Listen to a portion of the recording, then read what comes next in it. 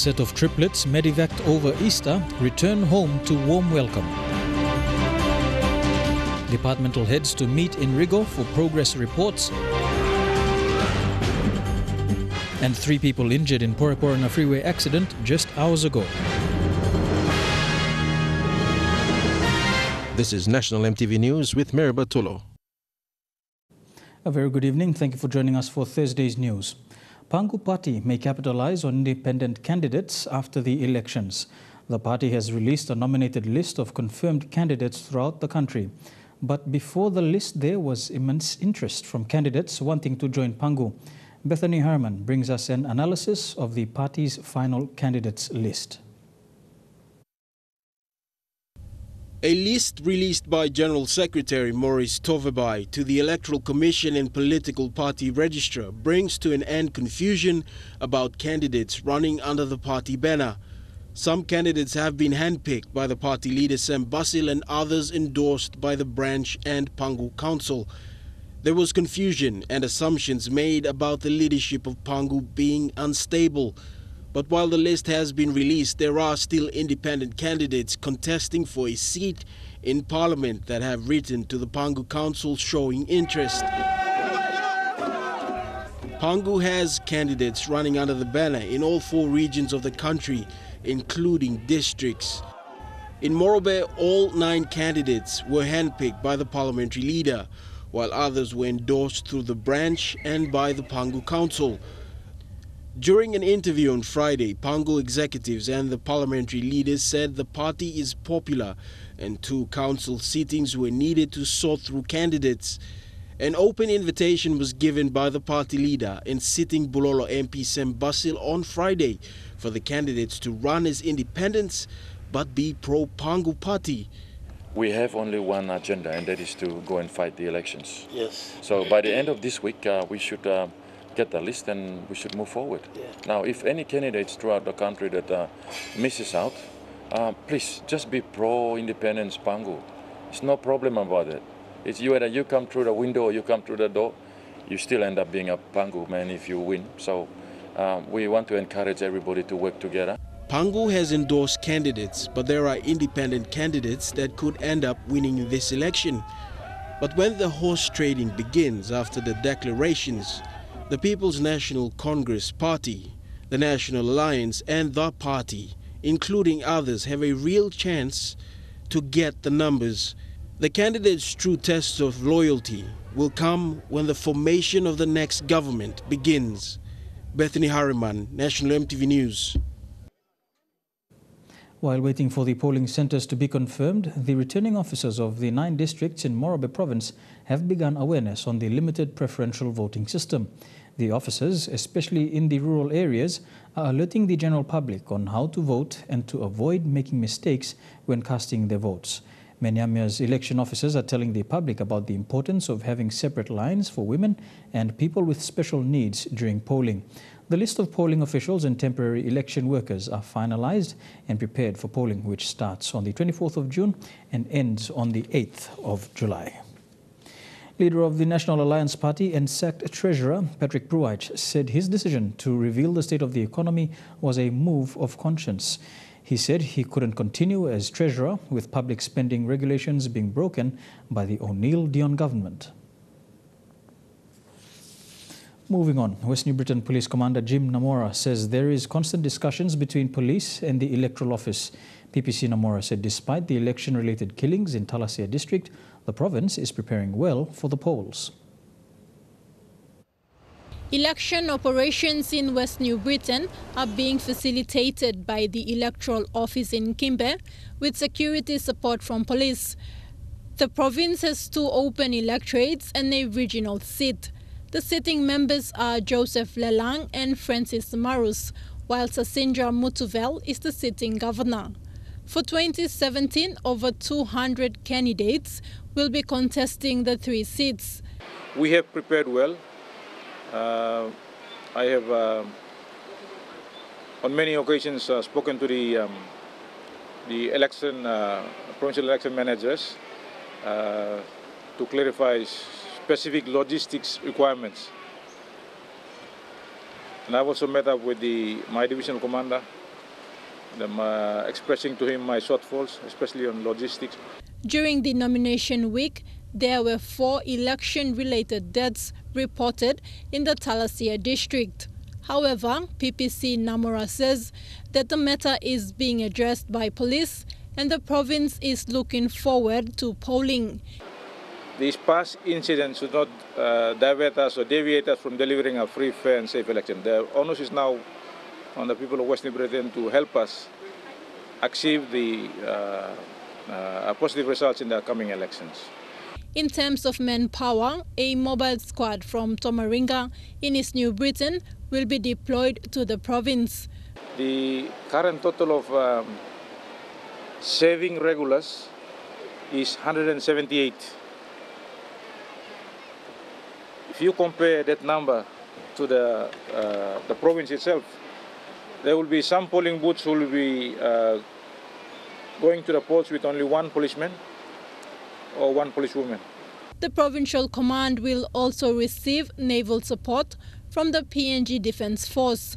Unfortunately, we do not have a good road network, so we'll be depending heavily on sea transport. So with that, I've spoken to my divisional commander to engage the services of the Defence Force. Namora has discouraged people in West New Britain from causing trouble and supporting the elections. Thekla Gunga, National EMTV News. Educationist Frederick Mahisu is among 25 candidates who will be contesting the Ambunti Drekiki open seat currently held by sitting MP Ezekiel Anisi. Mahisu said he is determined to deliver basic government education services like education, health, roads and bridges in the district. The former principal of Drekiki High School will be running as an independent candidate. Ambunti Drekiki candidate Frederick Mahisu, while sharing the sentiments of the people of Ambunti Drekiki and what they had to live with over the years, said he is ready to deliver to the people. Frederick hails from Bana village in Wam Urat in Drekiki and holds a Bachelor of Teaching at the University of Goroka. He had taught in many schools before coming to Drekiki High School, at which he was principal for 5 years. From there, he had observed the struggles and hardships of his people. I have to put my hands up to contest this election, to help my people, to rescue them, to help them to overcome the painful and the suffering that they are going through. Also, Karim Kaikai walk about, also pushing car, also sleep road, also plant the money, calling all also donkeys for life. And then God, creating all people, you need to come up also. And we create him only must look him service also all Narapla part, all Narapla, all areas of districts also Papua New Guinea, only must look him service also. He said Ambunti Drekiki is one of the least developed in terms of education, health, road infrastructure, electricity and increasing law and order problems. In me film, one time all people blow me. Lo dis la Hamas la yasikam lo bring him level belong education equal on Arab level na lo kirap him human resource lo build him human resource lo Drekiki na Ambunti na Papua New Guinea, where I should enjoy the ride out in some other places, but I feel that I have to go to my backyard, which is Ambunti Drekiki, to clean that. So I had to make a choice to take my family over to that place so that me play stop na me play walk. Lo sacrifice for how many years he come na me feel him also that pain is really continuously, so it's hard for me to overcome the pain. So he says he put his hands up to contest the election to address these issues highlighted in his policies. Frederick will be up against current MP Ezekiel Anisi and 24 other candidates. Eric Arupma, National EMTV News. Alois Jerawai, a prominent lawyer and intending candidate, says the inclusion of the U.S. military personnel as special constables should be enacted through an act of parliament. Jerawai says at the moment the move by Police Commissioner Gary Baki is unconstitutional because there are no such legal documents covering such an engagement. Mr. Jerawai explains that there were no laws passed by the national government in the last parliament sitting to legalize the presence of the private military contractors. Jerawai said the timing of their hiring is not right because of the national election. In summary, says that any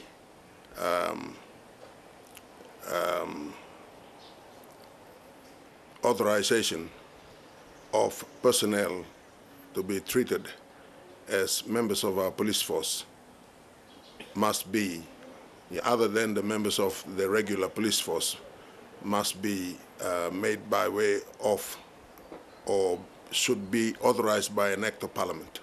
In two separate press conferences, Police Commissioner Gary Barkey has said the contractors are here for firearms training with the Royal Papua New Guinea Constabulary. However, following media coverage on this story, the Commissioner has stood down the armed men until a formal contract is finalized. Therefore, in my view, their engagements, notwithstanding all the explanations as given by the Commissioner for Police, Commissioner Gary Barkey, are unconstitutional. Meanwhile, President of the Lawrence Aviation and Security Group, Peter Halliman, says he cannot comment on this matter as the company has been directed to refer all questions from the media to the Police Commissioner. The ominous nature of such engagements at this time presents a real concern to every Papua New Guinean, particularly in view of the unauthorized nature apparently on the face of it. Tekla Gunga, National EMTV News. A huge welcome ceremony is planned for departmental heads in Keapara village in Rigo, Central Province. Tomorrow, the village will host the second departmental heads meeting for 2017. The first was held in Mendi, Southern Highlands. In the meeting tomorrow, departmental heads are expected to give progress reports from their respective departments. Personnel Management Secretary John Kali explained that after the meeting, the departmental heads will be given time to answer questions from the villagers. The Prime Minister is expected to close the meeting in the afternoon. All the heads of public authorities and all the heads of all the state-owned enterprises. I went and checked with the people yesterday. All the preparations are okay. We expect everyone to arrive tomorrow morning around 9:30, and the conference will commence. There's a huge welcome ceremony for all the VIPs being organized by the three villages. Now to a heartwarming story from the Eastern Highlands province that is bound to leave you teary.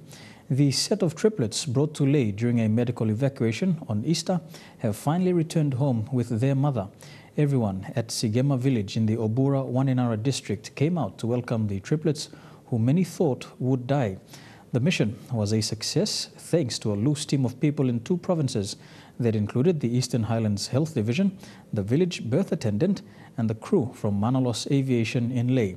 Scott Waide, who has been following this story since Easter, brings you the final chapter of this truly extraordinary story.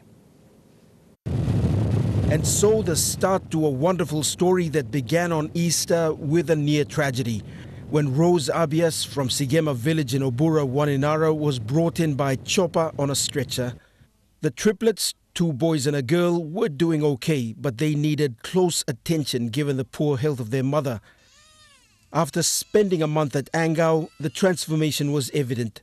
Rose, fully recovered and in charge, hopped on a chopper with 3 new members of her young family. On board, the babies were oblivious to the fact that they were the center of attention. They represented success amidst the high rate of maternal and infant deaths. At Yonki, the helicopter made one stop to pick up the member for Obura Waninara, Merakipefa. Last year, when he and others initiated the medevac program, some said it was expensive. Today, critics were silent.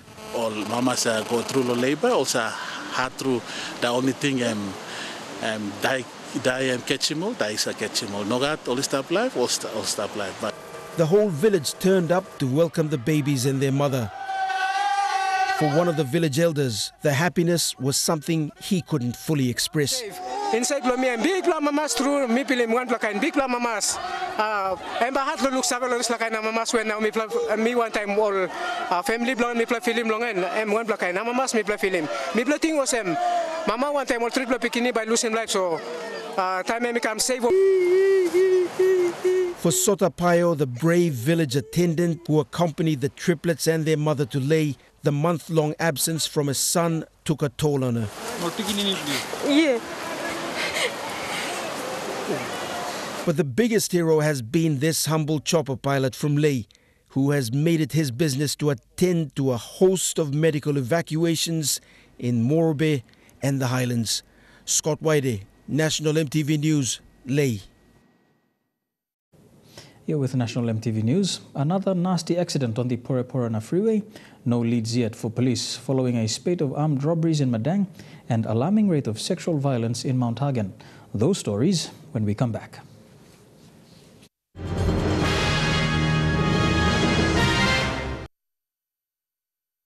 Welcome back to National MTV News. 3 people are injured, while 1 could be in a critical condition after a car accident on the Poreporena Freeway almost 3 hours ago. Police were on the scene to start investigations and talk to eyewitnesses. This is one of many accidents that has occurred on this section of the freeway. Bethany Herman and MTV cameraman Joel Hamari were at the scene this afternoon. People gather around this section of the Poreporena Freeway. It's peak hour now, but cars are lined up to go home. There has been an accident. People have been hurt. 1 could be dying in hospital. The accident involving more than 5 people, 3 of them critically injured. Onlookers say a driver is in serious condition.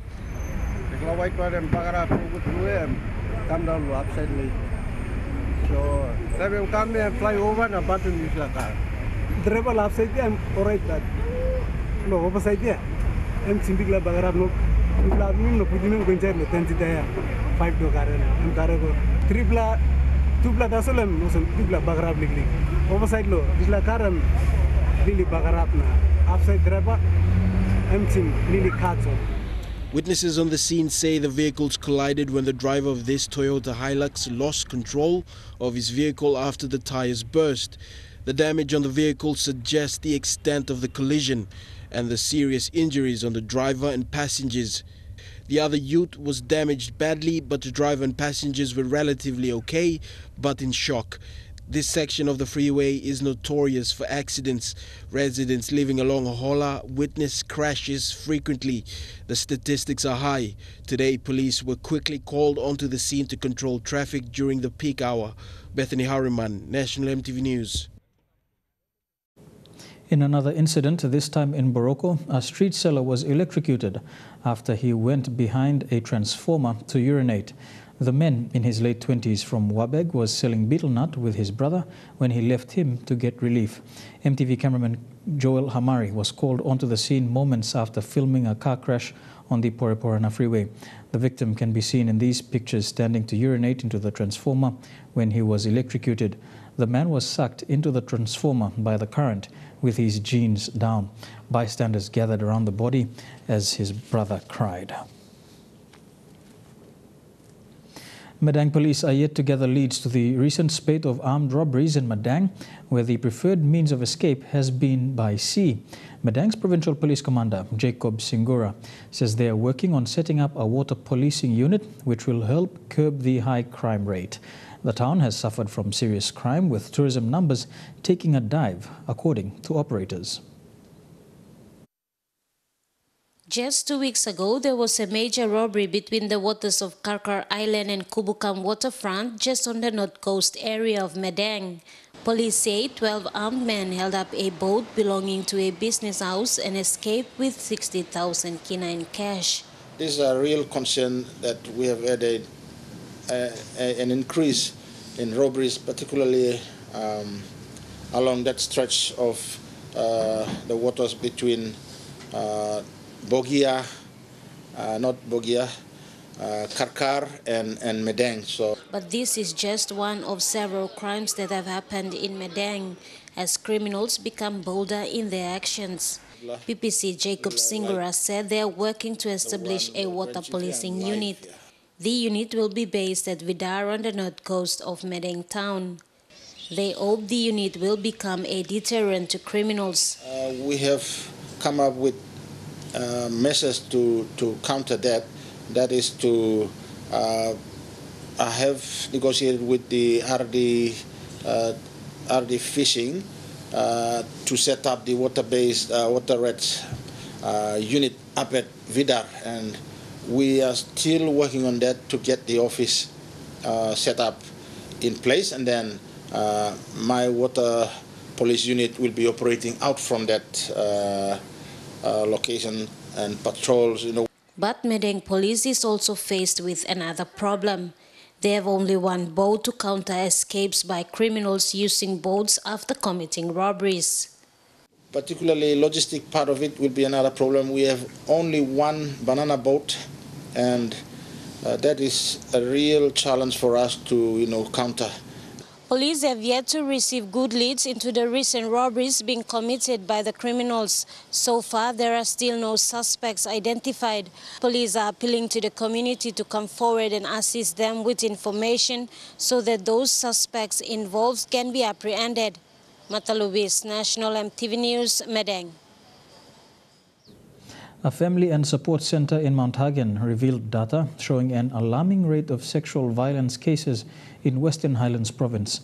Its data shows that 61% of rape cases in 2015 had occurred to children between the age of 1 and 9. The center, Well Women Clinic, is expecting an increase of gender-based violence this year due to the elections. Sister Edith Number from Well Women's Clinic, an arm of Mount Hagen General Hospital, presented these figures at a men's forum hosted by Family Health International, or FHI 360, in Mount Hagen yesterday. Number told the participants, who were mostly men, that Western Highlands province has alarming cases of gender-based violence. In 2015, there were 223 rape cases reported to the clinic. Children and girls between the ages of 1 and 9 are the most vulnerable, where parents should take good care of them. Of the 2015 data, 12 males survived sexual penetration and assault. Within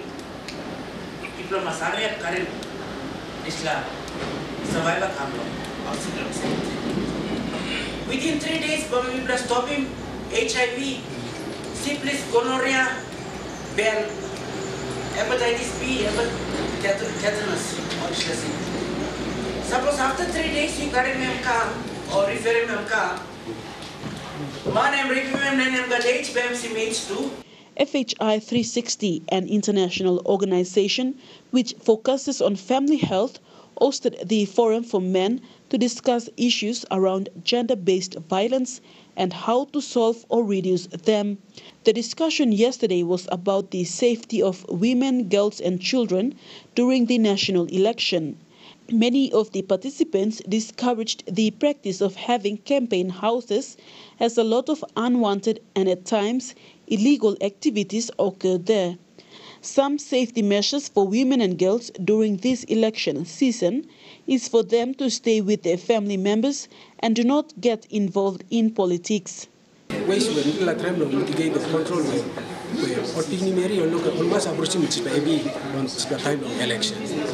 Now time only bringing maybe or time only bringing biruwa violence and come up long on. If like this my reform system in place. Kind of so only suppose only been rape only must go down on. The Family and Support Center and Mount Hagen Police Station have also received complaints from husbands that they were being abused by their wives. Police are urging women to respect and submit to their husbands. Meanwhile, the hospital is urging the public to stick to their partners, as there is currently a shortage of condoms to be given out. Bastenata Yama, National EMTV News, Mount Hagen. A traffic incident case involving a motor vehicle accident along the Hiritano Highway was struck out because the complainants withdrew the matter. The defendants walked away freely after being remanded at Bomana Prison for almost 3 months. Erika Rupma with this report. Waigani Committal Court Magistrate Ben Kome struck out the case of Felix Jeremy, Denke Alau, Tau Gani and Kopa Manai following the complainant's decision to withdraw the matter. The defendants were remanded at Bomana prison for the last 3 months appear in court. The nasty incident involved 3 highway trucks, injuries and deaths. But this morning the men accused of causing the incident walked free because the complainants withdrew the case. In another appearance, Magistrate Ben Kome granted bail of 1,000 kina to Robert Mambo from Imbongo in Southern Islands province. Robert was accused of killing 2 people in a car accident along the Sogari Road outside of Port Moresby. And in the case of Kenneth Leicester from Wanuma village in Alatau, Milimbe province, the court also granted him 1,000 kina bail. Kenneth was allegedly accused of killing a Anwabada man in a dinghy in 2015 at Fairfax Aba in Port Moresby. Eric Arupma, National MTV News. New Ireland's Deputy Governor, Ambrose Silul, has announced the provincial government's intention that they will not sign a new MOA in relation to the Simberi gold mine. Mr. Silul says previous MOAs have not been honoured by the state and the New Ireland provincial government will not sign new ones. A previous renegotiation between the provincial government and the NEC regarding the Simberi mine has asked for an increase in royalty payouts for the use of their resources. The new MOA, approved by the National Executive Council last month, did not contain what they had asked for. Silul says similar lessons have been learned from the current Lihir gold mine, where numerous MOAs signed between the provincial government and the state have not benefited the people of New Ireland. Silul claimed it as a state's web of deception and called on the mining minister to look into it. The East New Britain Provincial Government says the National Education Department has owed its schools a total of 11 million kina from the TFF funds. East New Britain's Deputy Governor, Cosmas Buak, says the outstanding amount is for the year 2016 that is yet to be paid. Buak says most schools in the province have been operating on project fees imposed on every student in order to meet the TFF fund shortfalls. Edwin Fidelis reports from Kokopo. The national government's tuition fee-free policy has since been hit hard by schools all over the country, claiming the policy is not working. In East New Britain, the Deputy Governor for the province, Cosmas Buak, has joined other provinces and lashed against the National Education Department for failing to meet its commitments to the schools. Buak says East New Britain schools are waiting for their 11 million kina outstanding TFF funding from last year. We are owed 11 million kina. That needs to be paid to our system schools throughout this province. Buak revealed this last Friday during the launching of new college facilities at the Gaulim Teachers College, built using donor funding from the European Union.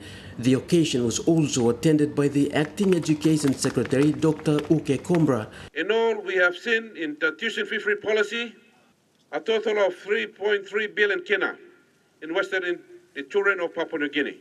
The Education Department, through its ministry, has made consecutive assurances that schools will still get their money, and the delay was caused by what the ministry claimed as a cash flow problem. The National Education Department says those schools must charge project fees while they wait for their TFF money to arrive from Waigani. But according to the East New Britain Provincial Government, its Provincial Education Division is still waiting for the arrival of their TFF money, and if they don't charge project fees, the schools will be forced to send their students home. Our schools in this province are surviving on project fees.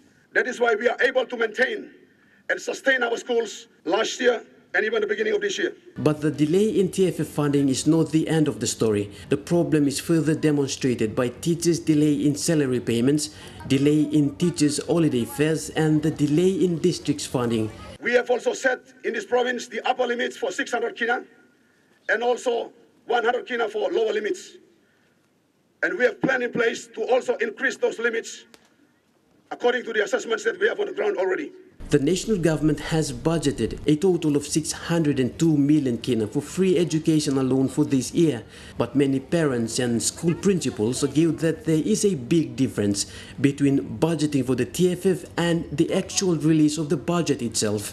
Edwin Fidelis, National MTV News, Kokopo.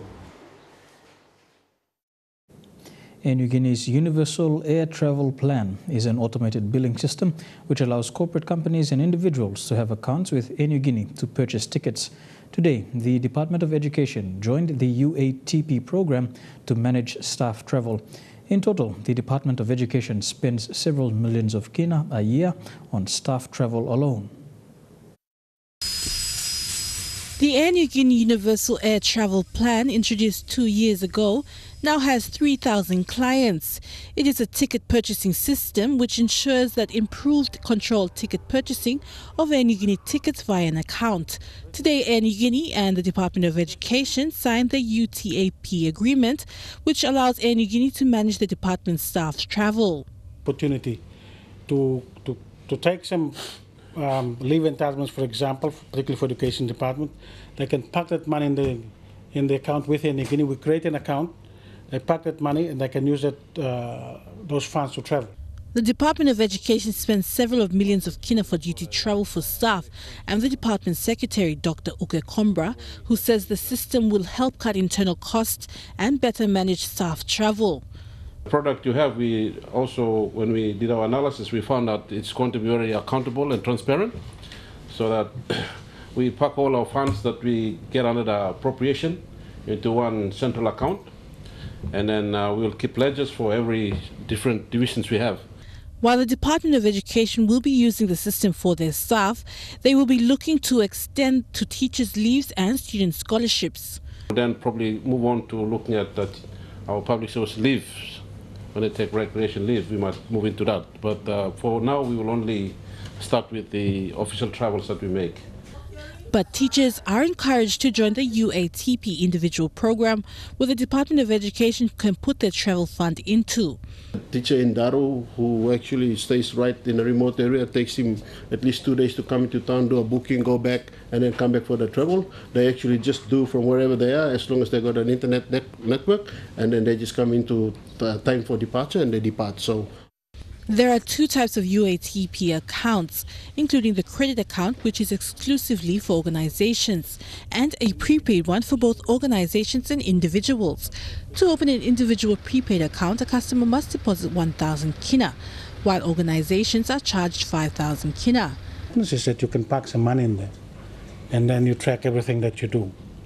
And the way it's programmed is that if you go down and reach a minimum level, the system will generate a message across to say you cannot issue tickets. Tickets are purchased online using 15-digit account numbers or by calling an Air Niugini sales office. Adelaide Sirox, Kari National, MTV News. And now a look at the finance news. The kina closed unchanged at $0.3145 in the interbank market. At Bank South Pacific, your kina was buying $0.307, $0.4103 Australian dollars, $0.2724 euro, and 33.75 Japanese yen. Looking at commodity prices at New York close, gold, coffee, cocoa, and copra closed the day higher. Palm oil closed unchanged, while crude oil and copper closed the day lower. And on the stock markets, the Dow Jones closed 375 points lower, the ASX closed 78 points lower, and the All Ordinaries closed 75 points lower as well.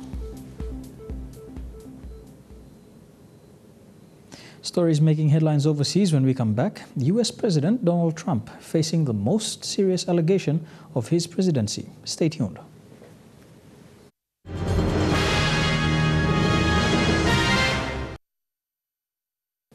Welcome back to National MTV News. Turning overseas now and to Washington. United States President Donald Trump is facing the most serious allegation of his short presidency. He's accused of sacking FBI boss James Comey following the investigation linking his former national security advisor and Russia. Donald Trump was today en route to the US Coast Guard Academy as his own administration seemed to be listing at a precarious angle. This has been the most torrid week of this young presidency, and though he didn't address each individual setback, there was an unmistakable message. No politician in history has been treated worse or more unfairly. You can't let them get you down. James, will you please? He's become more famous than me. But forget the media. Far and away his biggest problem comes from this man, the sacked FBI director James Comey. The disclosure that he's kept detailed notes of all his meetings with the president, including over the sacked National Security Advisor Michael Flynn, is super serious. Donald Trump is reported to have said to Comey, "I hope you can see your way clear to letting this go, to letting Flynn go. He's a good guy. I hope you can let this go."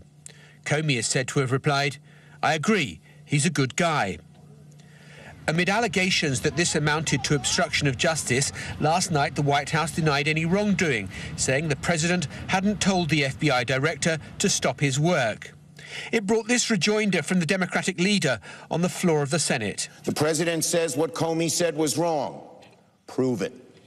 It's easy to prove, as long as there are tapes or transcripts of what happened. And other Democrats have started using the I word. I rise today, Mr. Speaker, to call for the impeachment of the President of the United States of America. And some highly influential Republicans, too, are growing restive, with comparisons being made to the dog days of Nixon. It's of Watergate size and scale and a couple of other scandals that you and I have seen. But what about the mood outside Washington? The Trump loyalists aren't changing tune.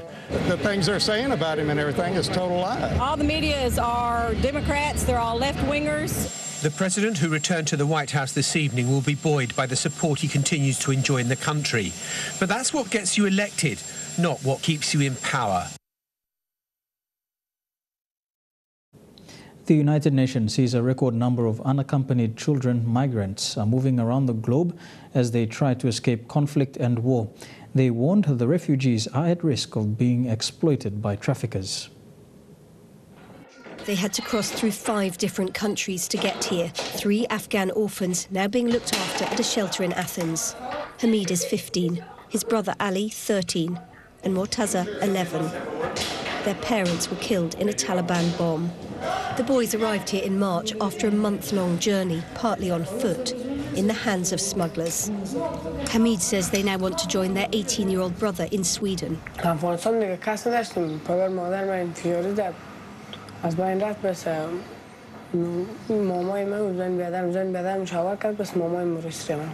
How difficult was the journey? What was the hardest part?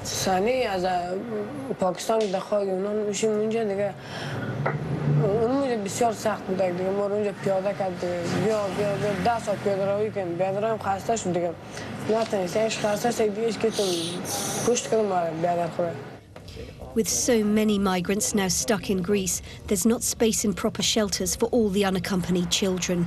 And there are stories of teenagers being forced to work for no pay or prostituting themselves for pocket money. 1 in 10 of the children who've arrived in Greece travelled alone. In the shelter they live in, 21 teenagers are learning how to play again.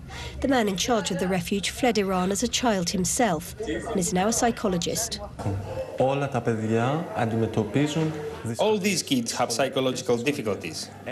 They have sleep problems, aggressiveness, self-harm, not wanting to eat or be around other people. And the UN says that record numbers of children are now on the move around the world without their parents, driven from their countries by conflict and desperation. Much more must be done, it says, to protect them. Trukai Sports is next. EMTV secures the rights to televise Women's Rugby League World Cup. Greg Inglis gets treatment for depression, and introducing water polo in Papua New Guinea. The details next.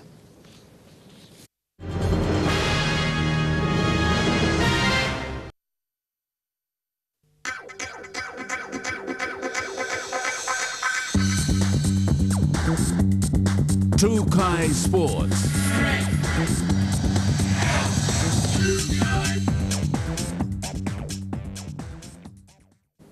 Welcome to Trukai Sports. EMTV has been granted broadcast rights for the 2017 Women's Rugby League World Cup. All 12 matches will be shown live and free, with the first match to kick off on the 16th of November in Sydney. The first match will be between New Zealand and Canada, followed by PNG taking on England and Australia vs Cook Islands. All matches will be shown till the finals on the 2nd of December. Kickoff times for the matches will be confirmed in due course. Rugby League World Cup 2017 CEO Andrew Hill says they are delighted to be partnering with EMTV as it is a significant step forward for Rugby League in PNG. EMTV will broadcast both the men's and women's Rugby League World Cup. EMTV CEO Matthew Park says they are proud to support the growth of women's rugby throughout Papua New Guinea. Seven Network has secured the Australian broadcast rights to the Women's Rugby League World Cup 2017, while Sky Sports received the rights in New Zealand. This year's Rugby League World Cup will see history being made as both the men's and women's finals will be played on the same day for the first time ever. Elijah Levet, National MTV Sports. The National Sports Institute is embarking on a much-needed program of competitions over the coming weeks. The NSI will stage a series of invitational meets for the Highlands region and neighbouring provinces, taking part in the 7th PNG Games later this year.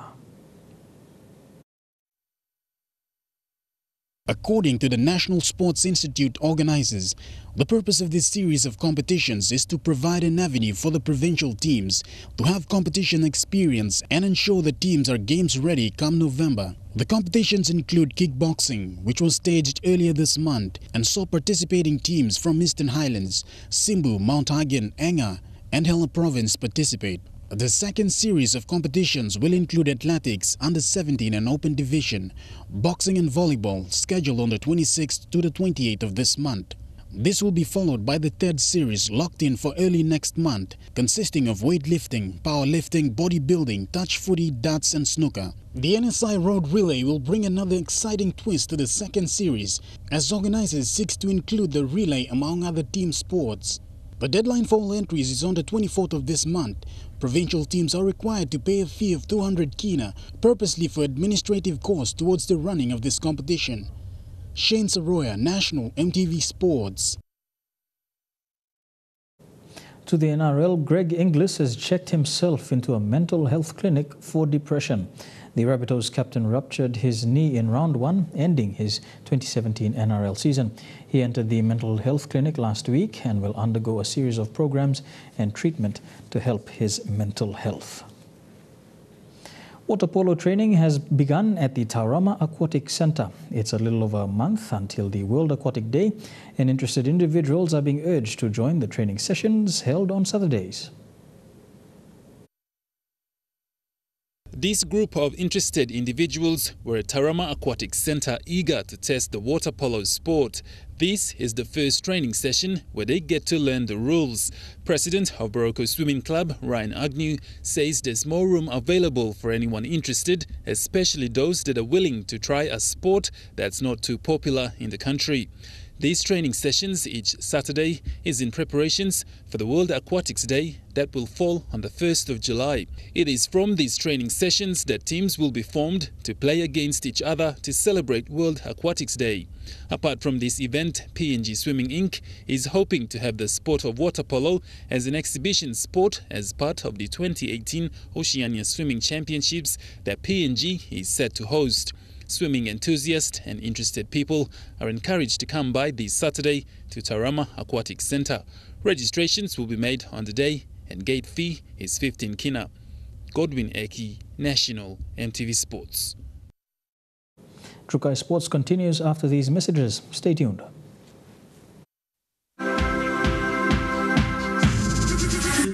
Trukai Sports. Welcome back to Trukai Sports. With a week left before the SP Sports Awards next Saturday, nominated sporting teams and individuals in Papua New Guinea have their own stories to tell of their own achievements in 2016 to be proud of. Cricket PNG, for one, has the Barramundis captain Asad Vala up for the male category of the year, and the Barramundis nominated for the team of the year. And the Girls Empowered Through Cricket program has been nominated for the Community Initiative category. Since its establishment in 2015, the Girls Empowerment Program through cricket has grown in participation with a recorded total of over 800 participants in last year alone.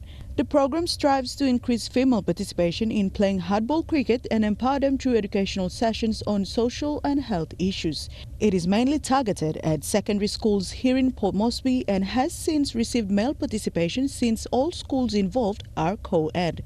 And there are future plans to reach out to other centres. One of the greatest challenges that we faced is trying to have our programs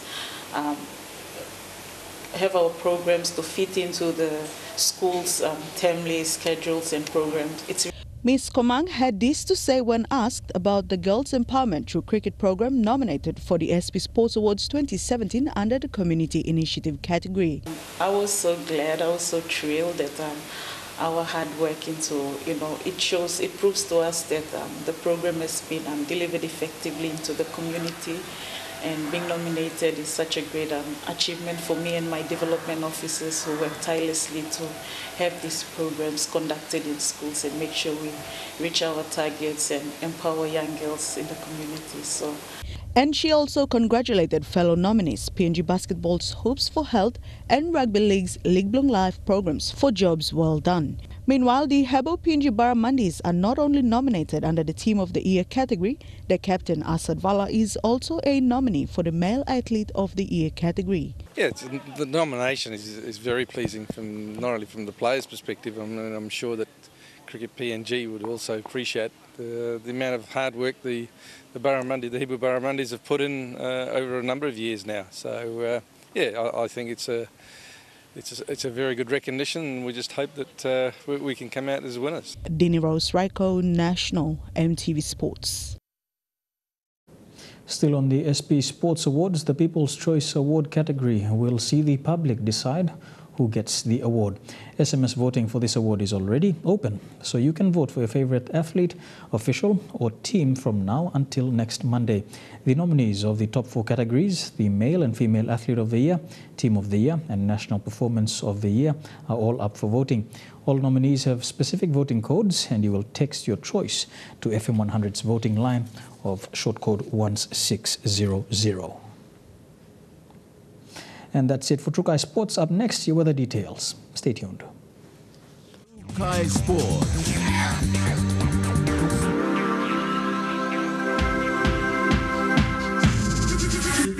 Trukai Sports.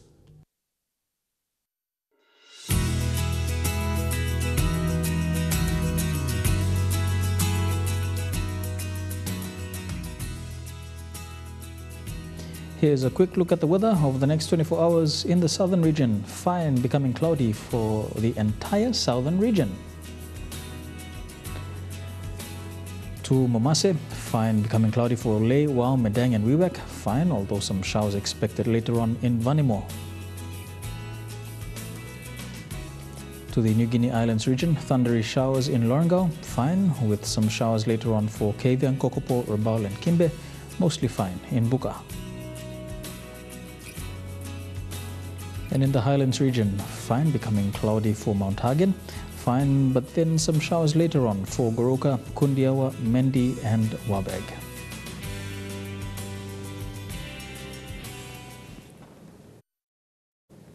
And that's the news, sports and weather for today, Thursday the 18th of May 2017. On behalf of the news team, pleasant viewing. Good night.